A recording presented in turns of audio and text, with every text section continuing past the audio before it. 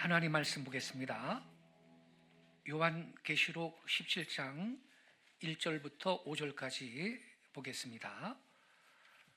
요한계시록 17장 1절부터 5절입니다.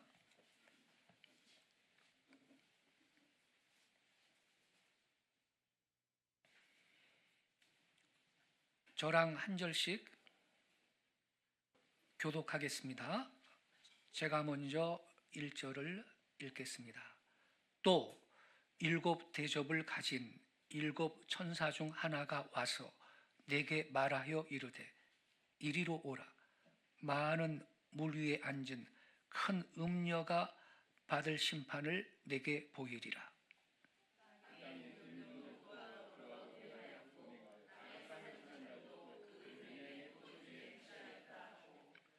곧 성령으로 나를 데리고 광야로 가니라. 내가 보니 여자가 붉은빛 짐승을 탔는데 그 짐승의 몸에 하나님을 모독하는 이름들이 가득하고 7 머리와 10 뿔이 있으며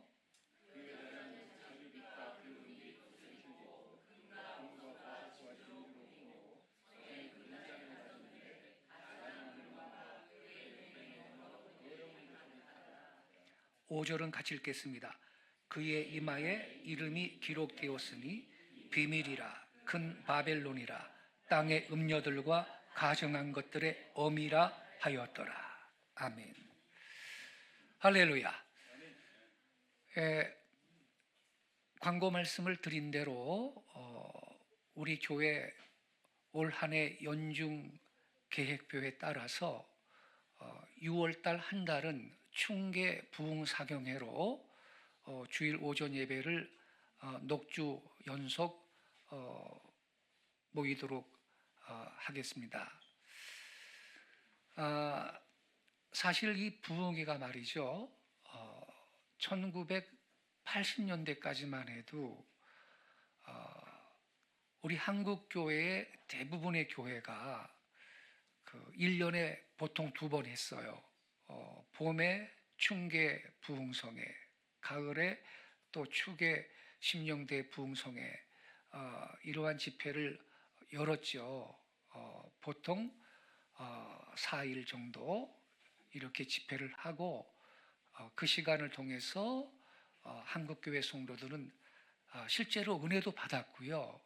그리고 은사도 체험하고 주님 앞에 가까이 가는 그러한 시간이 되었고, 또 더불어서 한국교회가 부흥하는 데도 이 부흥회가 기여한 게 있습니다. 그런데 이제 90년대 이후에 한국교회가 좀 정체 상태에 들어갔고, 또한 바빠졌어요. 80년대까지만 해도 이 맞벌이 부부가 아니었어요, 한국이. 그런데 한국 사회도 다 맞벌이 부부가 같이 직장 생활을 하고 있고, 또 너무 바빠졌어요. 너무 바빠졌고, 그래서 부흥회를 해도 잘 안 모여요. 아주 유명하신 분을 강사로 초청해서 부흥회를 해도 본교회 성도도 잘 안 모이는 그러한 분위기입니다. 그래서 우리 교회는요, 매년 6월달 한 달을 주일 오전 예배 때 연속으로 특별한 주제를 정해서 말씀을 전하면서 사경 부흥회를 하게 된 것입니다. 우리가 평일날 저녁 때 연속 3일, 4일 모이기가 쉽지 않잖아요. 잘했죠, 여러분? 예. 올해는 3년째입니다. 재작년에는 아리랑의 비밀과 한국인의 정체성, 이러한 주제로 한 달 동안 했고, 작년에는 이스라엘의 구원과 한민족의 부르심, 이러한 주제로 6월 한 달 동안 진행을 했고, 올해는 미리 광고 말씀 전달해 드린 대로 큰 음료 바벨론의 정체, 이러한 주제를 갖고 집중적으로 4주 동안 말씀을 나누도록 하겠습니다. 본문 말씀은 우리가 함께 읽은 요한계시록 17장입니다. 여러분은 이 시간을 통해서 이 계시록 17장에 예언한 음료의 정체가 누군지를 확인하게 될 것입니다. 그리고 또 한 가지, 성경이라는 것은, 이 성경책이라는 것은 인간이 뭐 구상하고 고안해 가지고 쓴 기록이 아니고, 이 성령님께서 주신 영감을 받은 분들이 계시를 받아 기록한 책이 성경이다라는 사실을 여러분들은 재확인하는 이 복된 시간이 되실 것입니다.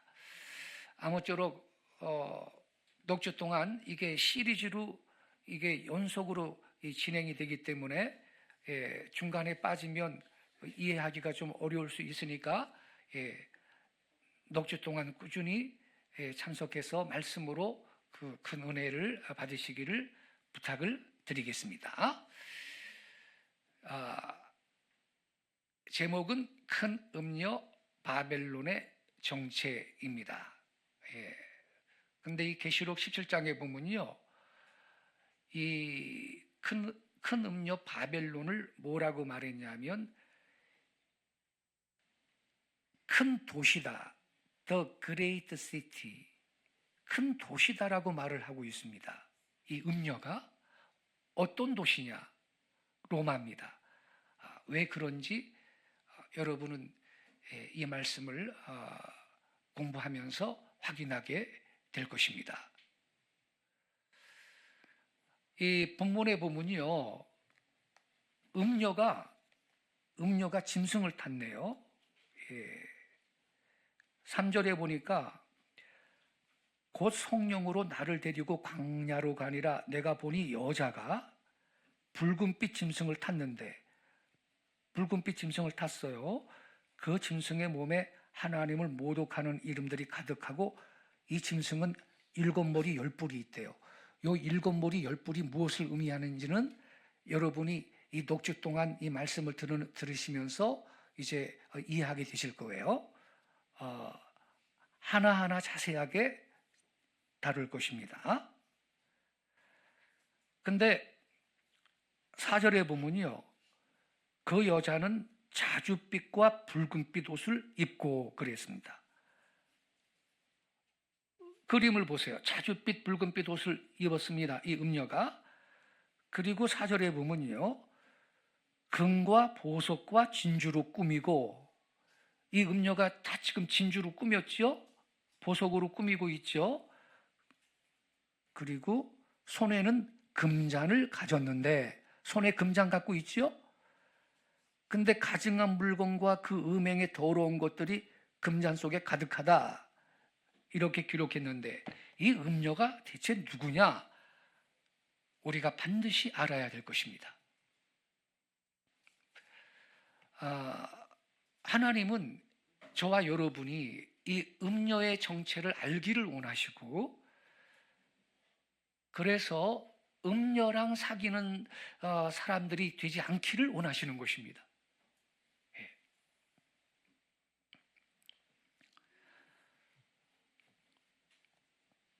그럼 음녀가 누구냐? 성경이 여러분 상징적인 언어를 사용할 때 여자는 교회를 나타내는 겁니다. 여기 17장 3절에 곧 성령으로 나를 데리고 광야로 가니라. 내가 보니 여자가 붉은빛 짐승을 탔는데 그랬어요. 근데 이 여자는 1절에 보면요, 음녀라고 기록이 되어 있어요. 음녀. 오라 많은 물 위에 앉은 큰 음녀가 받을 심판을 내게 보이리라.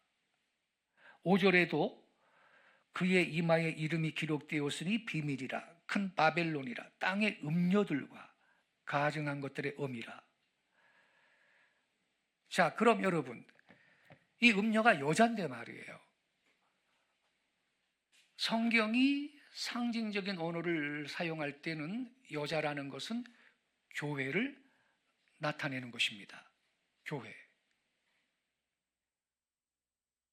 근거를 보지요.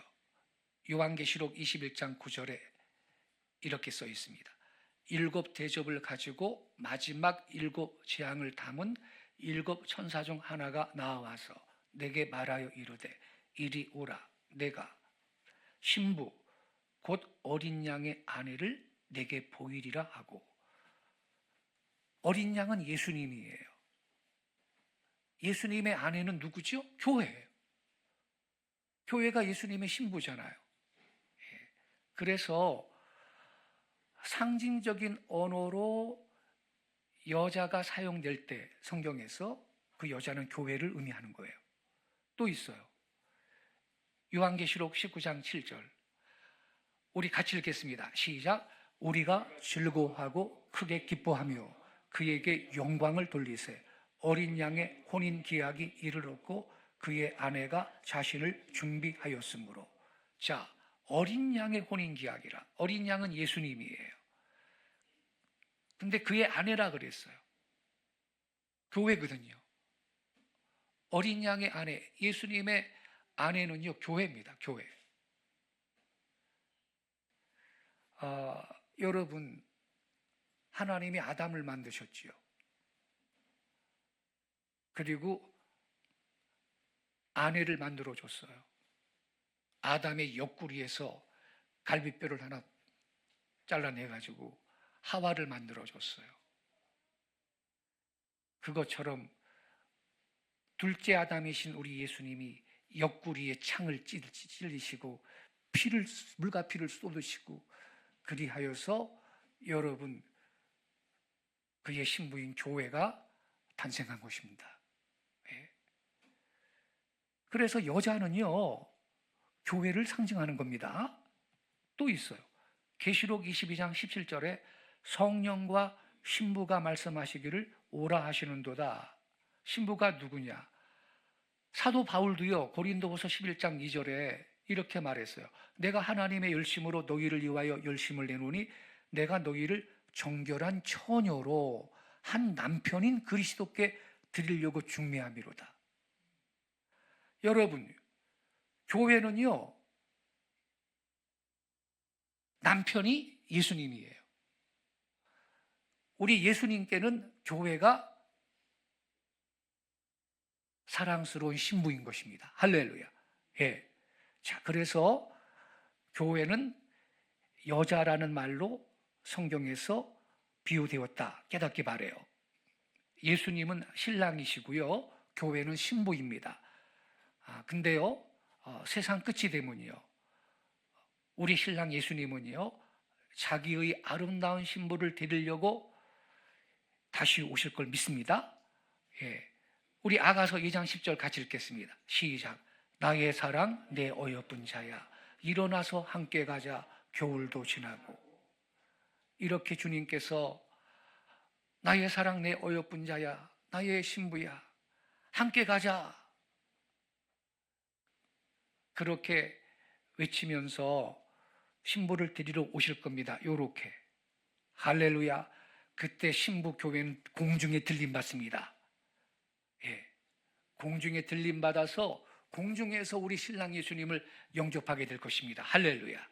예. 예수님이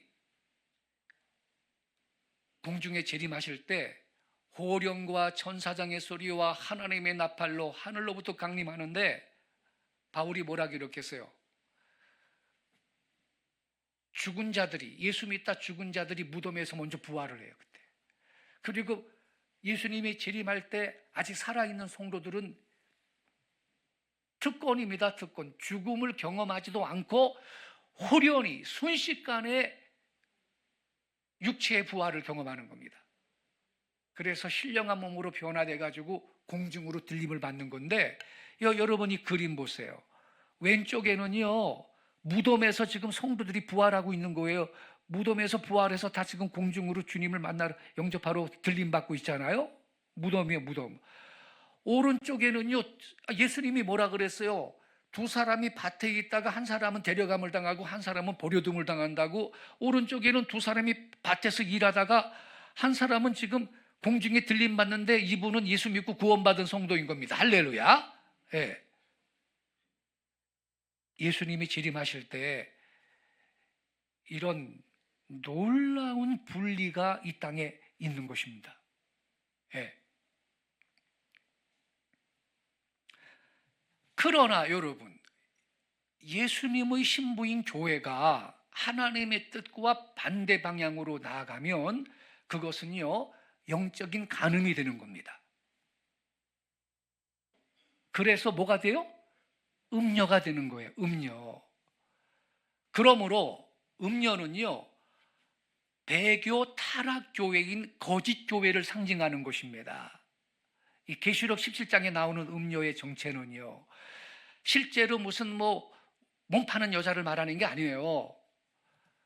배교 타락교회를 상징하는 거예요. 순결한 여인은 참된 교회고요, 음란한 여자는 거짓된 교회인 것입니다. 근데 이 계시록 17장에 보면 이 음녀의 정체를 저와 여러분이 식별할 수 있는 단서들이 굉장히 자세하게 기록이 되어 있어요. 첫째, 이 음녀는요, 여러분, 복장이 어떤 색깔의 옷을 입고 있느냐? 자줏빛과 붉은빛 옷을 입고 있다, 이렇게 기록되어 있습니다. 4절에 보니까 그 여자는 자줏빛과 붉은빛 옷을 입고, 이렇게 써 있어요. 이 음녀 그림 보세요. 자줏빛 붉은빛 옷을 입고 있죠? 이 진홍과 자색빛의 음녀의 복장은요, 어린 양의 아내가 입은 빛나고 깨끗한 세마포 옷과 대조가 됩니다. 계시록 19장 7절 8절 보니까요, 신부는 옷이 깨끗한 세마포 옷이라고 써 있어요. 제가 7절 읽을게요. 우리가 즐거워하고 크게 기뻐하며 그에게 영광을 돌리세. 어린 양의 혼인 기약이 이르렀고 그의 아내가 자신을 준비하였으므로. 8절 같이 읽겠습니다. 그에게 빛나고 깨끗한 세마포 옷을 입도록 허락하셨으니 이 세마포 옷은 성도들의 옳은 행실이로다 하더라. 할렐루야. 신부는, 우리 신랑 예수님의 신부, 즉 교회는요, 빛나고 깨끗한 세마포 옷을 입고 있어요. 이게 하얀 색깔의 옷이거든요. 보세요, 여러분. 빛나고 깨끗한 세마포 옷을 입고 있습니다. 신부가 말이에요. 네. 보세요. 빛나고 깨끗한 세마포 옷을 입은 어린 양의 신부입니다. 교회입니다. 교회를 상징하죠. 예. 그러나 음녀는요, 어린 양의 아내가 입는 이 빛나고 깨끗한 세마포 옷과 대조되는 색인 자줏빛과 붉은빛 옷을 착용하고 있다 이겁니다. 계시록 17장 4절에 그렇게 기록되어 있어요. 그 여자는 자줏빛과 붉은빛 옷을 입고.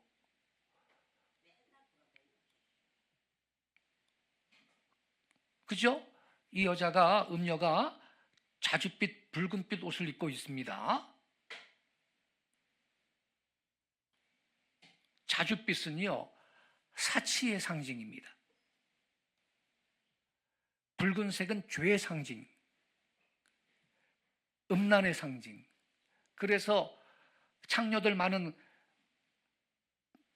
동네를 홍등가라고 말을 하죠. 또한 피의 상징입니다. 붉은색이. 그래서 여러분, 음녀 곧 배교 교회를 식별하려면요, 그녀가 입는 뭘 주시하라? 의복의 색을 주시하세요. 아시겠죠?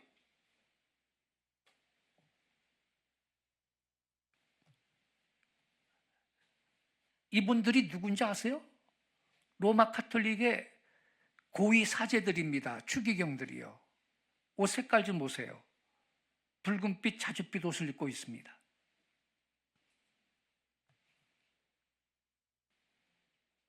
이거 보세요.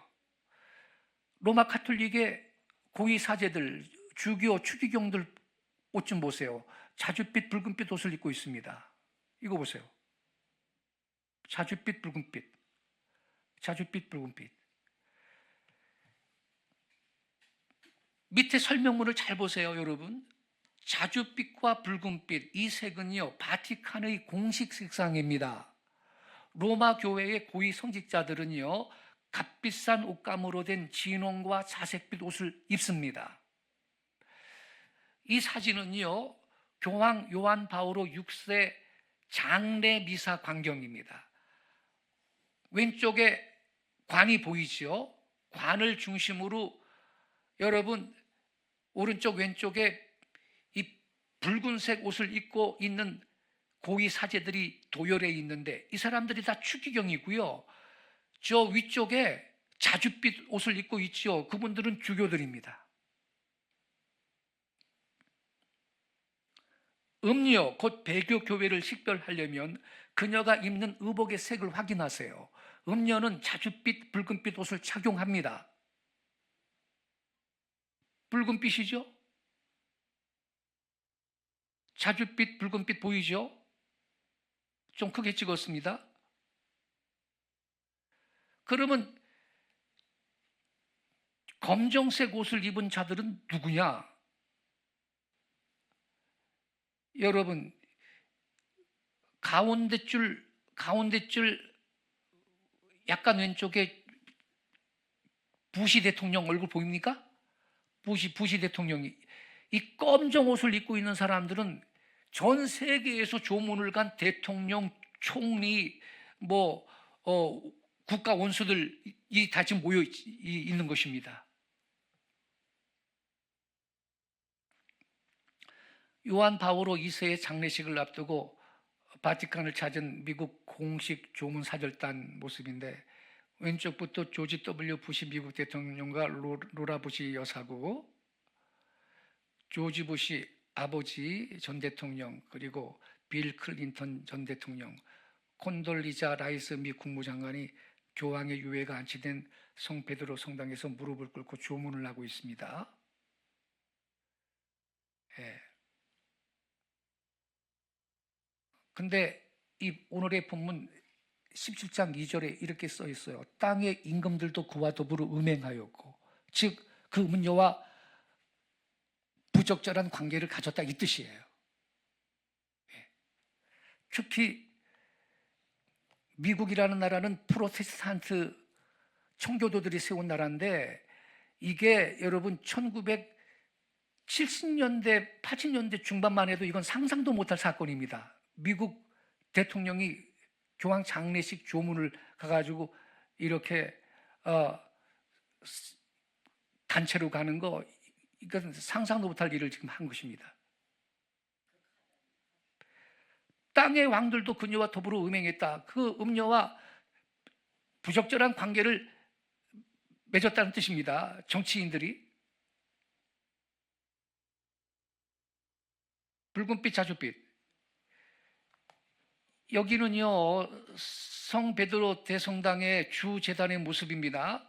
주재단을 앞에 그 둥글게 붉은빛 옷을 입고 있는 추기용들이 지금 앉아 있습니다.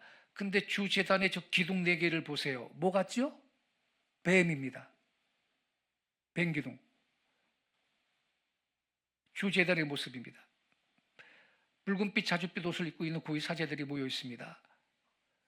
이게 무슨 광경이냐면 콘클라베 미사인데 이 추기경들이 모여가지고 교황이 한 사람이 죽으면 다음 교황을 선출하잖아요. 그 모임입니다. 이게 지금 추기경단입니다. 이 사진은 2013년 3월 13일 콘클라베의 광경입니다. 아우 기둥 보세요. 꾸불꾸불꾸불. 이 콘클라베 사진입니다. 이분은 아까 그 장례 미사 광경의 그 사진에 그 관에 있던 있는 분입니다. 이분이 그 교황 요한 바오로 2세입니다. 자줏빛 옷을 입고 있죠. 옆에서 보좌하는 추기경들은 붉은빛 옷을 입고 있죠. 이분은 요직전 교황이죠. 붉은빛 옷을 입고 있습니다. 자줏빛 옷을 입고 있습니다. 이번에 자줏빛, 붉은빛, 자줏빛.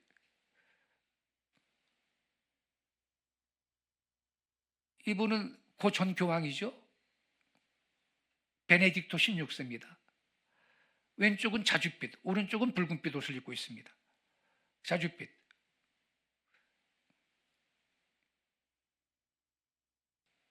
프란체스코 교황입니다. 이분은 요직전 교황, 붉은빛, 자줏빛.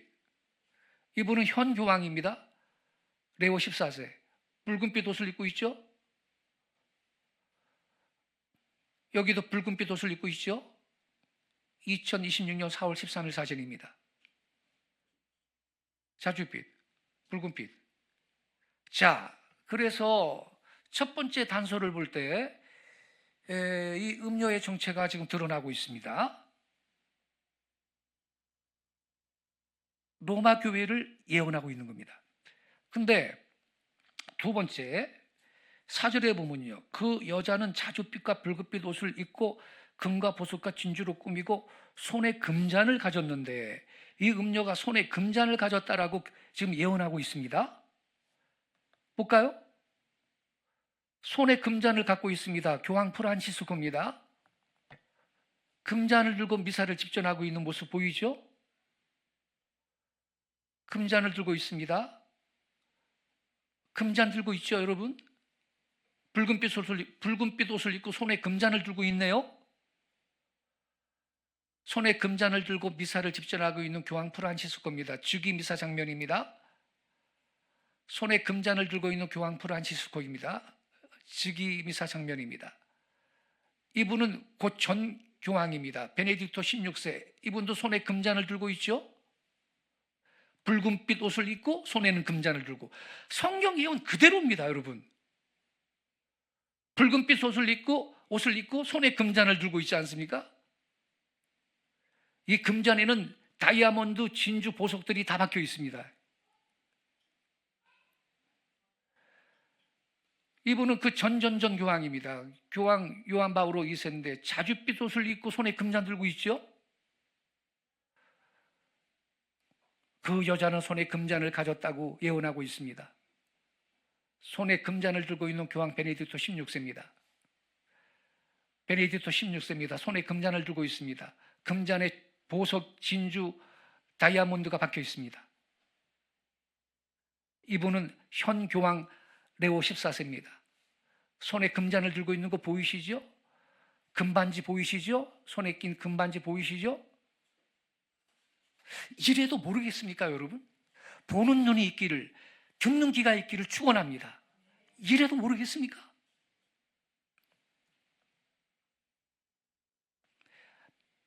바티칸이 스스로 음료 바벨론임을 증명해 주는 메달입니다. 이 메달은 1963년에 주조된 바티칸 동전인데, 오른쪽 동전에 이 주조된 디자인 좀 보세요. 여자가 손에 금잔 들고 있죠. 자기들이 그렇게 스스로를 폭로하고 있습니다. 금잔을 들고 있는 여자로 묘사하고 있습니다. 자기들이 스스로 그렇게 묘사하고 있습니다. 금잔을 든 여자로. 로마 가톨릭 교회가. 이래도 모르겠습니까? 로마 가톨릭의 엠블럼은요, 금잔을 든 여자입니다. 위의 동전은요, 교황 레오 12세의 동전인데 1825년에 주조된 거예요. 오른쪽 동전 모습 보세요. 여자가 지구 위에 앉아 있는데 손에 금잔 들고 있지 않습니까? 아래 동전은 교황 요한 23세의 동전입니다. 1959년에 주조된 건데, 역시 오른쪽 동전 보세요. 여자가 손에 금잔 들고 있지 않습니까? 천주교는 자기들이 손에 금잔을 든 여자라고 스스로 그렇게 묘사하고 있습니다.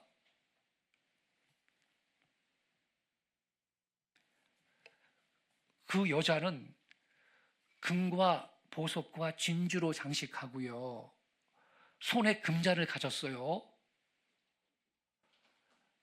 계시록 17장 4절에 금과 보석과 진주로 꾸미고 손에 금잔을 가졌는데 이렇게 기록됐잖아요. 이거는요, 영적인 의미가 있고 실제적인 의미가 있는데 로마 교황의 부와 사치를 가리키는 것입니다. 이 금잔 보세요. 500개의 다이아몬드를 입힌 금잔입니다.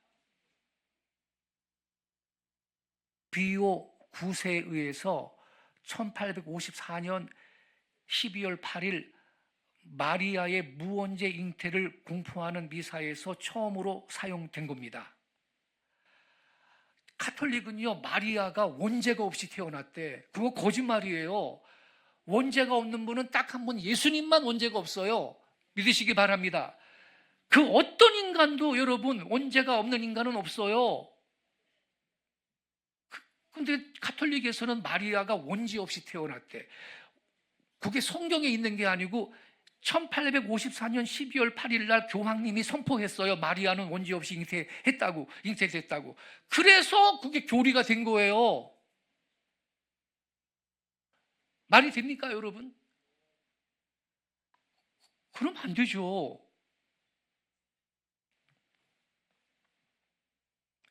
이거 보세요. 베네딕토 16세 교황인데 주교관, 이 머리에 주교관 쓰고 있잖아요.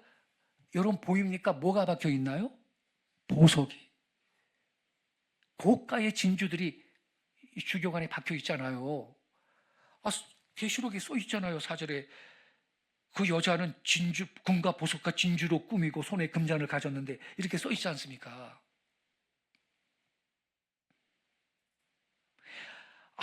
보석만 박힌 게 수준이 그 정도가 아니고, 여러분 이분의 이 옷이요, 이탈리아 로마의 최고의 의상 디자이너가 만든 옷인데 이거는요 고가의 옷입니다. 어느 누구도 이렇게 비싼 옷을 입을 수가 없습니다. 그런데 우리는요, 교황님이 한국에 왔을 때 요만한 무슨 16수 작은 경차 타고 움직이는 거 보고 어머나 너무나 겸손하시다. 뭐가 겸손한데요? 속지 마세요.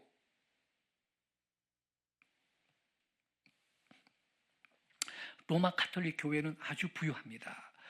로마 가톨릭 교회에 있어서 대부분의 상들은요 금과 값비싼 보석들로 덮여집니다. 교황의 궁전은요 전 세계에서 가장 사치스러운 가운데 존재해 왔습니다.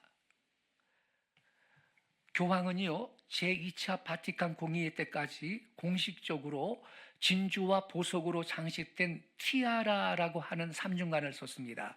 이 제2차 바티칸 공의회는요 1962년에 시작이 돼가지고 1965년까지 4회기에 걸쳐서 개최된 카톨릭의 보편 공의회인데요. 그렇다고 62년부터 65년까지 매일 회의를 한 건 아니고 한 회기, 총 4회기인데 한 회기당 한 달에서나 한 달 내지는 그리고 좀 길면 석 달 이렇게 4차례 모였는데요. 이게 제2차 바티칸 공의회가 이 1962년부터 65년 때까지 진행이 됐는데 1965년 이 바티칸 공의회 끝날 때까지, 그러니까 결국 1965년 때까지는요 교황은요 공식적으로 티아라라고 하는 삼중관을 쓰고 활동을 했는데 이거 이런 삼중관을 쓰고 활동을 했는데 보석으로 장식된 교황의 삼중관입니다. 비오 7세의 이 삼중관인데 11개의 사파이어, 19개의 에메랄드, 32개의 루비, 252개의 진주와 529개의 다이아몬드로 장식된 티아라도 있습니다. 그런 삼중관도 있어요. 어마어마한 값어치를 갖고 있는 거죠. 이분은 교황 12세인데 삼중관 쓰고 있습니다. 이분은 2차 세계대전 당시의 교황인데, 저는요, 여러분 역사 공부 좀 하세요. 이분이 2차 세계대전 당시 교황인데 독일의 히틀러가요, 유대인들을 600만 명을 가스실에서 학살하고 있는데 이분은 침묵했습니다. 방관했습니다. 아무 말도 안 했습니다. 아시겠습니까, 여러분?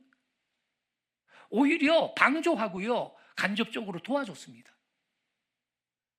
그 당시에 독일 교회 가톨릭 고위 사제들이 그런 짓을 했습니다.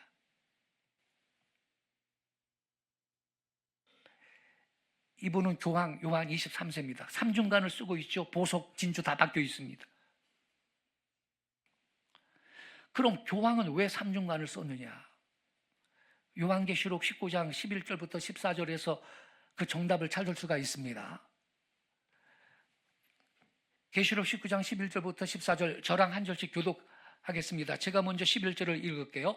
또 내가 하늘이 열린 것을 보니 보라 백마와 그것을 탄 자가 있으니 그 이름은 충신과 진실이라. 그가 공의로 심판하며 싸우더라.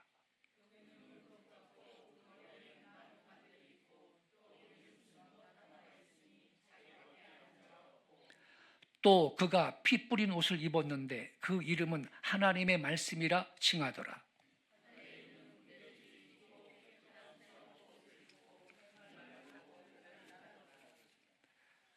자, 여기 보면요, 우리 예수님이 재림하시는 장면이잖아요.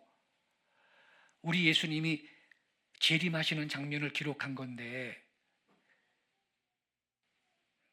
12절에 보니까 그 눈이 불꽃 같고 그 머리에는, 즉 예수님 재림하시는 예수님 머리에는 관들이 딱 한 개 있어요? 많은 관들이 있어요? 많은 관들이 있다, 이렇게 기록되어 있죠. 이거 보세요. 지금 예수님이 공중에 재림하시는데 머리에 많은 관들이 있죠.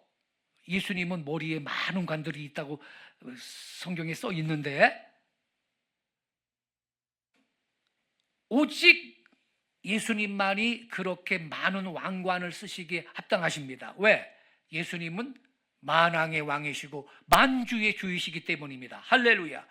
King of Kings, Lord of Lords. 그러니까 오직 주님은 많은 왕관을 쓰기에 합당하신 분이다, 이 말입니다, 여러분. 아멘이시죠? 예. 그런데 적그리스도는 이것을 흉내내기를 원하는 것입니다. 그래서 적그리스도도 삼중관을 씁니다. 아무리 세력이 당당한 황제도 삼중의 왕관을 쓴 적이 없어요. 중국의 황제도 마찬가지였고요, 유럽의 역사 중에 어떠한 황제도 그런 삼중관을 쓴 적이 없습니다. 역사 이래 그 어떤 영웅 호걸이라도 삼중관을 머리에 쓴 인간은 없었습니다. 오직 교황만이 그리스도를 모방하려고 자기 머리에 삼중관을 쓴 것입니다. 진주 보석을 박은 삼중관을 쓴 것입니다. 근데 이게요, 그들 스스로가 시인하는 거예요. 제가 일방적으로 말을 하는 게 아니고 자기들이 스스로 그렇게 시인하는 거예요. 여러분, 가톨릭 사전은요, 이 삼중간에 대해서 이것을 쓰고 있는 사람이 왕 중의 왕, 세상의 통치자, 예수 그리스도의 대리자임을 나타내 준다, 이렇게 설명하고 있습니다. 가톨릭 딕셔너리 1884년도판 796쪽에 그렇게 써 있습니다. 그러니까 여러분, 중세 암흑기를 우리 세상 역사에서는 천년이라 그래요. 중세 암흑 시대를. 여러분, 중세가 왜 암흑 시대입니까? 교황님이 통치하는 시대라서 암흑 시대가 된 겁니다. 근데 이러니까 일반 유럽의 모든 왕들은 다 왕관을 쓰고 있잖아요. 그런데 교황님은 나는 왕 중의 왕이니까 니들처럼 한 개짜리 왕관을 쓰면 안 된다야. 그러니까 예수님처럼 삼중관을 쓰고 있었던 겁니다, 교황이. 실제로 중세 암흑 시대 유럽의 모든 군왕들이 교황한테 복종했어요, 안 했어요? 했지 않습니까? 이거 보세요. 금과 값비싼 보석들과 진주들로 장식하고 가마타고 운반되는 교황 12세의 모습입니다. 1951년인데 머리에 삼중간을 쓰고 있습니다. 고가의 옷을 입어, 이 옷감이 고가 중에 고가입니다. 예. 아까 말했죠. 이 교황 비오 12세가 2차 세계대전 당시의 교황인데 세상에 자기 옆 동네에서 유대인들 600만 명을 히틀러가 가스실에서 죽이고 있는데 방관했습니다. 이분이. 만류해야 되잖아요. 그리스도의 진정한 대리자라면 아무리 히틀러가 악랄한 놈이라도 목숨을 걸고라도 그러지 말아야 될 거 아닙니까, 여러분? 근데 침묵했습니다. 그리고요, 교황들은 이렇게 가마를 타고 다녔습니다. 제2차 바티칸 공의회 때 이후에 이거를 이제 중단한 거예요. 전 세계 사람들이 머리가 깨어났기 때문에 뭐야, 왜 이렇게 다녀? 이러한 의문을 계속 품으니까 1965년 제2차 바티칸 공의회가 끝난 이후부터 이런 일을 그만둔 겁니다. 그전에는 가마 타고 다녔습니다. 교황이. 이 사람 누구지요? 통일교 교주 문선명이고 옆에는 그 마누라 한학자인데 이 사람도 삼중간은 안 썼습니다, 여러분. 예수님을 이 문선명이가 자기가 재림예수라 그러는데 재림예수 노릇하려면 예수님처럼 많은 머리에 많은 관을 써야 될 거 아니에요. 근데 좀 부족한 면이 보이네요, 여러분. 하나만 썼습니다. 로마는 엄청난 예술품들과 보화들을 소유하고 있습니다. 소장하고 있는 미술품만 해도 수십조 달러가 되는데요. 이 세상 어디에도 찾아볼 수가 없는 진귀한 것들이 소장이 되어 있고요. 수억 달러에 달하는 금과 보석들이 엄중한 경계 속에서 바티칸이 진열장 속에 진열되어 있습니다. 또한 교황은 이탈리아 주식의 27%를 독점하고 있고 세계 가톨릭 교회로부터 세금을 걷고 있는 외에 광대한 토지와 건물을 가지고 있고 여러 가지 사업을 장악하고 있는데 지금도 이런데 사실은 교황권의 전성기 중세 암흑시대 1260년 동안에는 이 부라는 것이, 교황의 부라는 것이 세상 어떤 여러분 왕보다 비교할 수 없는 그런 부를 갖고 권력을 갖고 있었어요. 예. 자, 그래서 이제 다음 시간에는 말이죠. 이 여자가 성도들의 피와 예수의 증인들의 피에 취했다라고 6절에 써 있거든요. 근데 여러분, 로마 가톨릭 교회가 중세 암흑 시대에 최소 5천만 명, 맥시멈으로 한 8천만 명을 학살을 했습니다. 특히 성경대로 믿는 개혁교회 신자들을 이단으로 정죄를 해서 화형으로, 참수형으로, 교수형으로 죽였는데 작게 추산한 것이 5천만 명입니다. 5천만 명 플러스 더 있죠. 5천만 명에서 8천만 명을 천주교가 죽였습니다. 이것을 다음 시간에 자세하게 우리가 공부를 하면서 음료의 정체가 누구인지 확인하는 시간을 갖도록 하겠습니다. 할렐루야. 여러분, 우리는 성경을 알아야 됩니다. 성경을 모르기 때문에 엉뚱한 데로 가는 것입니다. 우리는 내 믿음을 말씀의 반석 위에 세워야 합니다. 아무쪼록 여러분, 이 금년 6월달 사경 부흥회를 통해서 특별히 음료 바벨론의 정체가 뭔지 정확하게 이해를 하시고, 그리고 음료를 멀리할 수 있는, 나의 정조와 순교를 지킬 수 있는 거룩한 성도들이 꼭 되시기를 예수님의 이름으로 축원합니다. 할렐루야. 우리 예배팀 앞으로 나와주세요. 주의 말씀은 내 발의 등입니다. 주의 말씀은 내 길의 빛이 됩니다. 우리가 말씀을 알 때 그 발이 안전한 길로, 옳은 길로 저와 여러분을 인도하는 겁니다. 그래서 오늘 들은 이 말씀을 좀 가슴에 새기면서 주의 말씀은 내 발의 등입니다. 내 길의 빛입니다. 우리가 찬양하면서 고백하고 그리고 말씀 붙들고 통성으로 결단하면서 기도하는 시간 갖겠습니다.